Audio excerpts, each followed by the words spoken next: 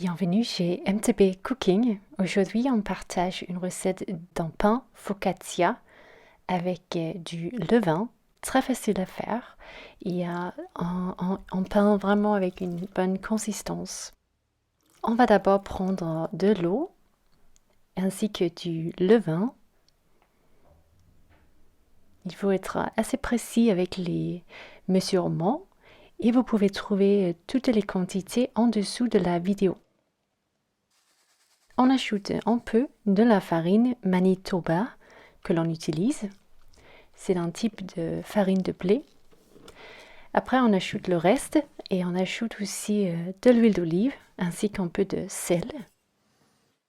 Et avec une main, par exemple, c'est possible de bien intégrer les ingrédients.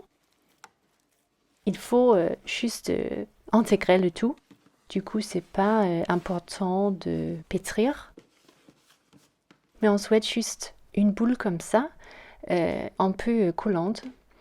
Il faut laisser la pâte lever pendant 10 heures à température ambiante et couverte.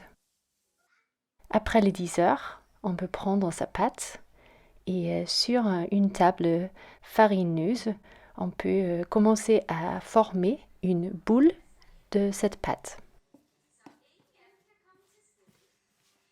C'est pas vraiment pétrir, c'est plutôt assembler un peu la pâte et former une boule homogène dans la texture. Il faut que l'on la laisse reposer encore un peu avant de cuire le pain, mais on va d'abord former le pain focaccia dans une moule à lasagne avec du papier sulfurisé dedans.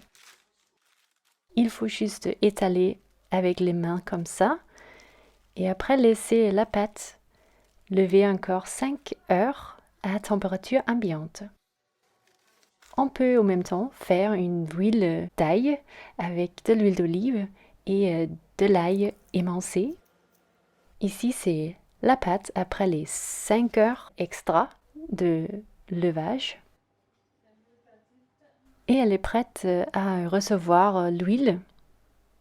On verse juste directement sur la pâte et on frotte avec les mains.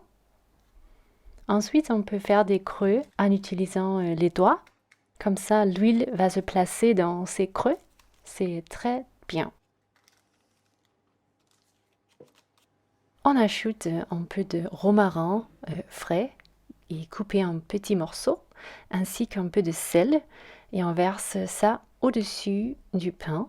On a préchauffé le four à 220 degrés Celsius à chaleur tournante et on cuit le pain pendant 30 minutes. Le résultat, c'est un pain bien doré avec une mie très belle et un peu juteuse grâce à l'huile d'olive. Nous vous conseillons de laisser le pain 30 minutes avant de le couper. Comme ça, on ne casse pas la mie.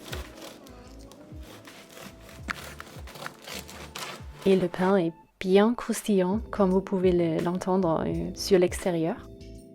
Il y a les bulles d'air dans la mie qui donnent vraiment un pain aéré. Et c'est juste parfait de manger ce pain avec une soupe ou à côté de plusieurs différents plats.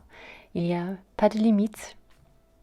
Nous, on aime très bien cette façon de faire un pain. C'est facile et très goûteux. Merci d'avoir regardé MTB Cooking. On espère de vous voir dans encore une vidéo et à la prochaine fois. Salut!